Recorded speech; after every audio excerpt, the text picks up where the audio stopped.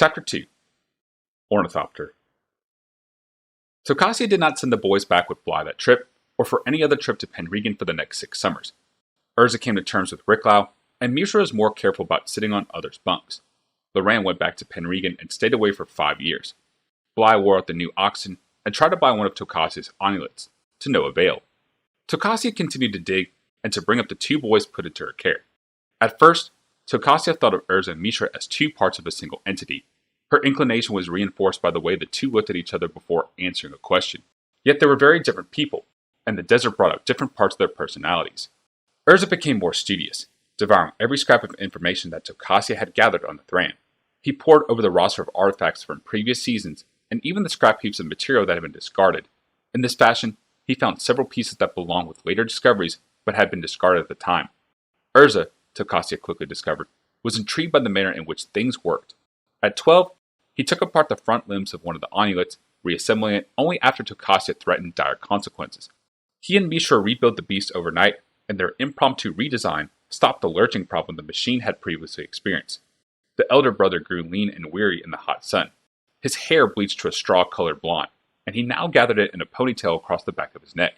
His knowledge was encyclopedic, and his insights keen. Mishra bloomed in the dry desert air as well. While Urza burrowed through the tattered scrolls and maps, Mishra learned to dig, to sift, and excavate. The younger brother spent more time out in the field than did his sibling. He climbed among the exposed rock faces and dry washes. Soon, he could look at a proposed excavation site and hazard a guess on how deep the excavators would have to go before striking the Thran level of artifacts. More often than not, his guess proved right. Tokasia noticed that Mishra spent more time with the other students than did his brother, and with the Mauls diggers as well.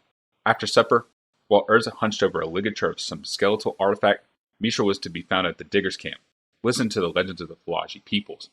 There were tales of raids, heroes, and desert genies, of great cities captured in bottles, and hapless souls transformed into donkeys. Mishra learned of the Thran as the desert people knew them, a race of demigods who would use their artifacts to create wonderful, terrible cities. Tokasia suspected that the diggers let Mishra sample their nabis, the powerful fermented wine spiced with cinnamon favored by the Falaji, but she said nothing. It seemed good to her that Mishra had moved from beneath his brother's protective wing. Urza, for his part, seemed to not notice that his brother spent more time with the others, so wrapped up was the elder child in his studies. The work in the desert toughened Mishra. He was more muscular, the result of long hours at the dig sites, and his flesh had a deep worker's tan. His dark hair trailed after him like a banner, ornately braided in the manner of the desert. He had wider shoulders and a stauncher frame than his elder brother, and could now handle himself in any scrap without Urza's help. Both boys were tireless workers, and Tokasia saw why Bly had tried to keep them. But something more than work bound them to her. Each of the brothers had an enthusiasm for his task that was contagious. Tokasia felt no need to talk to them as children. Rather, she spoke to them as trusted adults, and they returned her trust. Soon the pair were considered as vital and permanent a part of the encampment as Tokasia herself. Within 2 years, the young nobles arriving from Penregan were the same age as Urza and Mishra, and the brothers already knew the lay of the land. Remembering their own experiences, the pair always sought out the prospective bullies among the group and made it clear that no persecution of the smaller students would be permitted. Within another 2 years, the brothers were considered the de facto leaders of the student contingent, allowing Tokasia more time for her own examination of artifacts and their power stones. In the fall of the second year, word reached the camp via Bly's caravan that Urza and Mishra's father had passed on after a long illness. The word was in a terse note, quickly penned from the boy's stepmother. The missive said nothing about inheritance, and Tokasia suspected no mention would ever be made. She gave Urza the news first. He was working beneath Tokasia's tarp, clearing the dust from a device found earlier that day, driven by a coiled spring. Tokasia suspected it was merely a clock mechanism, but the young man had found carvings along the length of the spring itself, carvings that seemed to have a relationship to known Thran glyphs. When she told him of his father, Urza set his tools down and stared at the inlaid pearl top for a long moment. He rubbed his eyes and thanked Tokasia for the information, then picked up his tools again, suddenly intent on the device. Mishra responded very differently. When Tokasia gave him the news, he fled the dig site altogether, climbing up the side of the rocky tor above Tokasia's encampment. The old scholar thought to go after him, but Amal counseled against it. Mishra needed to work out his feelings on his own, the Falaji said. Still, after dinner, Tokasia saw Urza climbing the outcropping, and the brothers sat up there a long time, watching the glimmer moon rise over the desert. Neither brother mentioned the incident afterward, and Tokasia wondered what they had said to each other on the side of that rocky tor. In the spring of the 6th year of the boys' arrival, Loran returned, this time as an official representative of her house instead of as a mere student. She had grown as well, and was now a high-born lady with, Bly informed Tokasia with a wink and an unsubtle nudge, a string of suitors desiring both her hand and her family's monies. Officially, Lorraine was to survey the encampment for its recent accomplishments and to recommend if her family should increase the sponsorship of Tokasia's work. In reality, that decision could have been made back in Penregan. A growing number of young leaders of the various families had spent at least 1 year working for Tokasia, and fond memories now translated into hard currency. The Argivian crown did not care for Tokasia's work, the archaeologist knew, but the Argivian crown was weak and treated the matter as it treated everything else it did not care for. It ignored the issue. Loran made the long and difficult journey out to the encampment primarily to see Tokasia again, and Tokasia knew it. Most of the high manners and softness disappeared by the end of the first evening, and by noon of the second day, Loran was prowling alongside Tokasia as she moved from excavation to excavation. Tokasia had something to show Loran, a story for her to carry back to the other former students in the Argivian capital.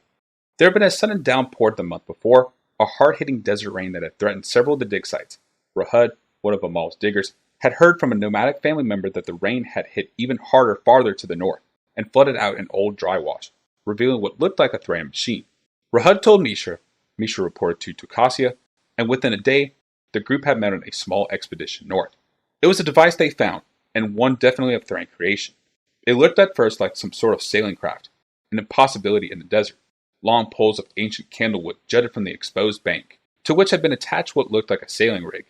Urza examined it, and then, to Tokasia's amazement, confidently declared it to be a flying craft, something unseen in terrestrial skies, save only in the oldest of stories. For the next week, the camp activity moved to the new site, seeking to pry loose the bird-like flying machine and haul it back to the main encampment. The diggers had to work quickly to avoid attention of less friendly desert phylogeny, as well as the predatory sand-colored rocks. The students were pressed into duty hauling dirt and clearing debris, and Urza and Mishra camped on the site to guard the new find. It only took a few days to pry the device free of the surrounding soil and rock, and Urza was proven right. What Tokasia had thought of as sails were in fact wings. The construction did seem fashioned like a bird, and Tokasia dubbed it an ornithopter. Both wings were intact, though the tail assembly had been crushed. A small maze of wires and tubes at the heart of the craft cradled a now shattered power stem. They got the ornithopter back to the camp 2 days before Loran's arrival, and Tokasia was glad to see the look on the young noblewoman's face when she saw the tattered remains. To any Argivian, it was a mess of fractured poles, smashed metal, and scraps of ancient fabric. But to any former student of Tokasia, it was a treasure. To see a large device after spending a summer trying to pry fragments of the rock with a small brush made the archaeologist and her students indescribably happy. Tokasia also noticed that with the passage of time, Loran also grew more sure of herself.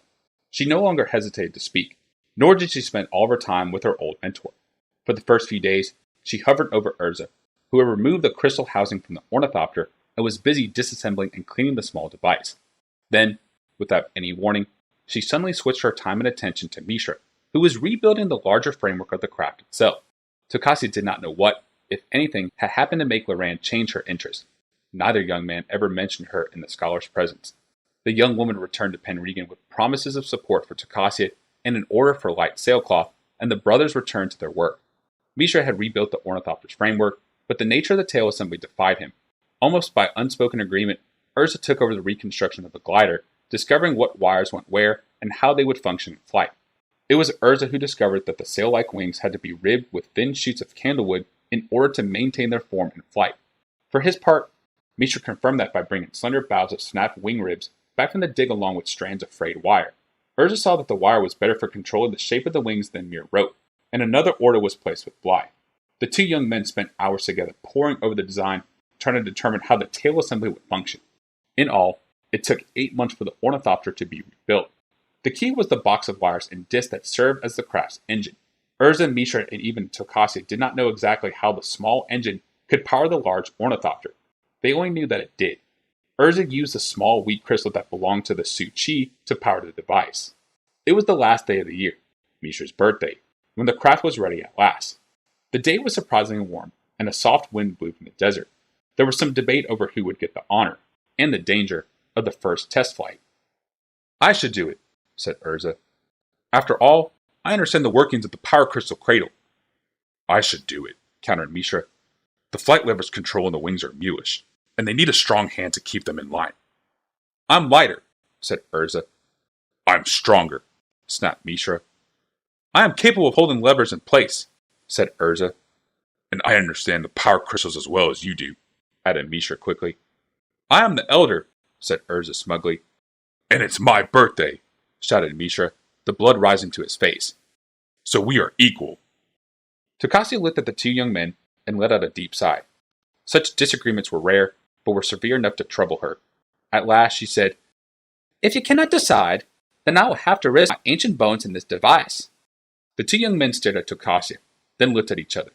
Each simultaneously pointed to the other and said, He should fly it. In the end, they flipped a coin. Urza won, and Mishra did a passable job of containing his disappointment as the last of the preparations were made. A wide level place had been cleared outside the stockade gates for the crowd. The blond young man climbed into the housing at the front of the ornithopter and slowly depressed the two main levers, engaging the arcane crystal within the maze of gears and wheels that he had lovingly rebuilt over the past months. The entire craft tumbled as the last of the slack and the wires were taken up and the wings accordioned out in the great pair of sails.